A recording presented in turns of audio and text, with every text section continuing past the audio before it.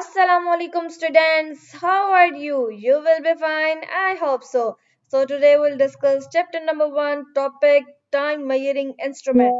Time means वक्त, measuring means पैमाइश and instruments mean वो tools जिनका इस्तेमाल करते हुए हम वक्त को measure करते हैं, उसकी पैमाइश करते हैं. So let's begin without any further delay.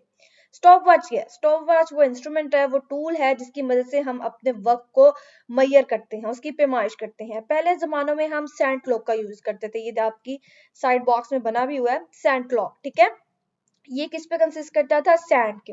ठीक है, इसमें दो पार्ट्स थे.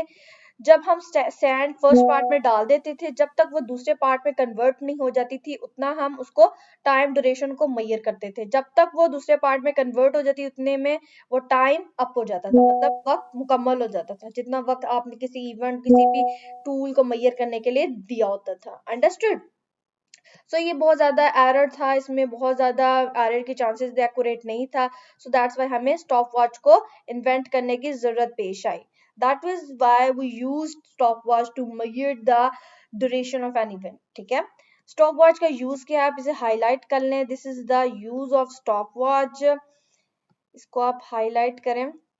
uses of stopwatch में the duration of event of a time is measured by a stopwatch. stopwatch का इस्तेमाल क्या है? हम किसी भी इवेंट, जो भी कोई मेजरमेंट हम ले रहे हैं, उसको कितना टाइम लग रहा है, कितनी क्वांटिटी में लेना है, उसको डालते हुए हमें कितना टाइम लग रहा है, कितना ड्यूरेशन, कितना वक्त गुजर रहा है, वो हम किस तरह मेजर आउट करते हैं? स्टॉपवॉच के through. Understood?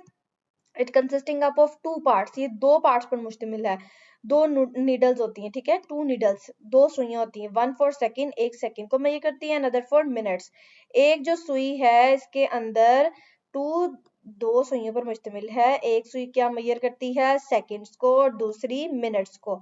Understood? The dial is divided usually into 30 big divisions. जो डायल है ना, ये पूरा इसको that is called a dial. इसके अंदर 30 डिवीजन्स है. ठीक है, 1 से लेकर 30 तक 30 big divisions. each being further divided into 10 small divisions. और हर डिवीजन जो 30 डिवीजन्स है ना, 1 से लेकर 30 तक, 1 से 2 तक स्मॉल डिवीजन्स है उसके अंदर. ठीक है, हर डिवीजन के अंदर फर्दर 10 स्मॉल डिवीजन्स है, लाइक 1 से 2 तक. ठीक है, जैसे हमने वर्नियर कैलिपर स्क्रू गेज में पढ़ा था, इसके अंदर स्मॉलेस्ट डिवीजन आगे होती थी ना, इनके अंदर छोटी छोटी. ये कितनी है? फर्दर 10 है. अंडरस्टूड? और ये 10 आगे से जो है, जो 10 का एक है ना, वो कितना टाइम मेजर करता है? 1/10. कितना? 1/10. अंडरस्टूड? जो पहले हमारे पास पूरे डायल के अंदर 30 डिवीजन्स हैं, और जो 30 डिवीजन्स हैं उनके अंदर फर्दर 10 डिवीजन्स हैं, और उन 10 डिवीजन में से जो एक डिवीजन है वो कितने टाइम को मेजर करती है? 1/10. ठीक है, गॉट माई पॉइंट? इसको हम लोग दोबारा रीड आउट कर लेते हैं ताकि हमें अच्छे तरीके से समझ आ जाए. The dial is divided into 30 divisions. कितने पे डायल मुश्तमिल है? 30 big divisions. Each being further divided into 10 small division. 30 जो आगे से कितने में डिवाइड है? स्मॉल डिवीजन्स में 10. And each small division represent 1/10 of a second. और आगे से वो जो 10 स्मॉल डिवीजन्स है कितने टाइम को रिप्रेजेंट करती हैं, कितने टाइम को मेजर आउट करती हैं? 1/10 ऑफ अ सेकंड. ठीक है, इतने छोटे टाइम ड्यूरेशन को भी इजीली मेजर आउट कर सकती हैं. Thus 1/10 of a second is the least count of this stopwatch. हमने लीस्ट काउंट की क्या डेफिनेशन पढ़ी थी कि कितने स्मॉलेस्ट लेवल पर आके, कितने छोटे लेवल पर आके स्मॉल डिवीजन को कोई भी इंस्ट्रूमेंट, कोई भी टूल जो मेजर आउट करता है, that is called its least count. तो ये स्टॉपवॉच का क्या हुआ? वो सबसे छोटा लेवल उसका कितना है, कि मतलब वो सबसे कम टाइम कितना मालूम कर सकती है? 1/10 of a second. Understood? So this is the least count of a stopwatch. Least count क्या है स्टॉपवॉच का? 1/10 of a second is the least count of stopwatch. Got my point? While using a knob present on the top, ये आप देख सकते हैं, ये knob आप देख सकते हैं. ठीक है, ये stopwatch के ऊपर लिखी होती है.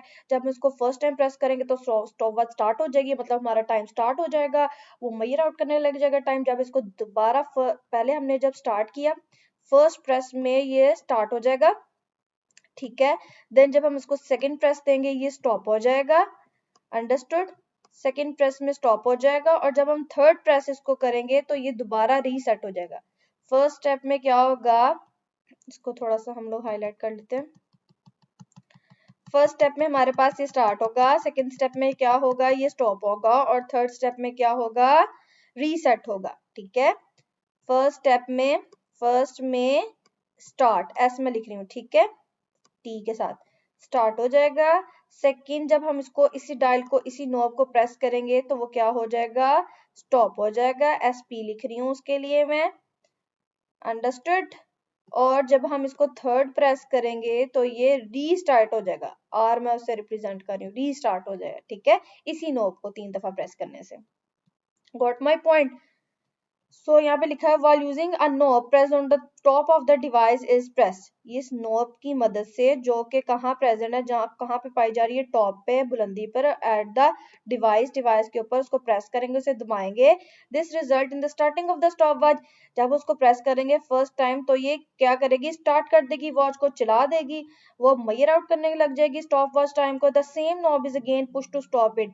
इसी नॉब को जब हम दोबारा पुश करेंगे, अगेन पुश करेंगे, तो वो क्या हो जाएगी, स्टॉप हो जाएगी, रुक जाएगी।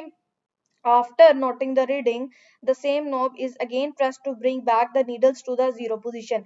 जब हम उसको तीसरी दफा दबाएंगे कि हमने रीडिंग मेजर आउट कर ली है, अब दोबारा हम जीरो पे जाना चाहते हैं, किसी और चीज की रीडिंग फाइंड आउट करना चाह रहे हैं, तो जो हमारा रिजल्ट आया उसको रिमूव करने के लिए, जीरो तक स्टॉप वॉच को लाने के लिए नीडल को थर्ड टाइम प्रेस करेंगे, again press to bring the needle to the zero position, understood। Nowadays electronic digital stopwatch are also available which can measure 100 part of a second। जो थी ना mechanical stopwatch, जिनको हम press करते थे, knob को कभी खराब भी हो जाती थी, उन्हें हमें पता नहीं चलता था हमने कितनी दफा नॉब को प्रेस कर लिया, उससे भी हमारी मेजरमेंट में एरर के चांसेस ज्यादा थे, एक्यूरेसी कम थी।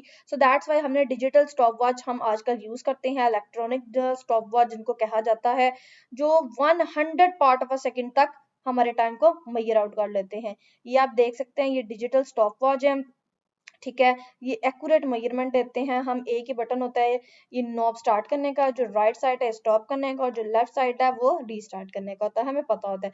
लेकिन जो मैकेनिकल स्टॉप वॉच है उसमें ये था कि सिर्फ एक ही नॉब को दबाया जाना है, और हमें पता नहीं चलता था हमने कितने टाइम्स उसको पुश कर दिया। स्टॉप वॉच हम यूज इसलिए करते थे मैराथन में, जब हमने कंपेयर करना होता था रेसिंग में, जब इतने ज्यादा प्लेयर्स होते थे, जो एक टाइम में हम एक दफा उसे पुश करते थे, सबके लिए सेम टाइम होता था, और एक ही टाइम में वो स्टॉप होती थी और टाइम ड्यूरेशन नोट होता था, और पता चलता था कौन तेज भागा है, कौन विनर है, अंडरस्टूड। स्टॉप वॉच को हम फिजिक्स लैब में यूज करते हैं, कितने टाइम में कौन सा इंस्ट्रूमेंट, कौन सा हमारा एक्सपेरिमेंट परफॉर्म हुआ है, ठीक है, कितनी क्वांटिटी में लिक्विड नीचे आया है, कितनी मेजरमेंट कितनी क्वांटिटी में डाली गई है किसी सिलेंडर में। So this is the whole lecture about stopwatch regarding the topic time measuring instrument. I hope this lecture is helpful for you. So like, subscribe my channel, and don't forget to press the bell icon and share with your friends and make a comment in a comment box. Stay connected with me for further videos. Thanks for watching. Allah Hafiz.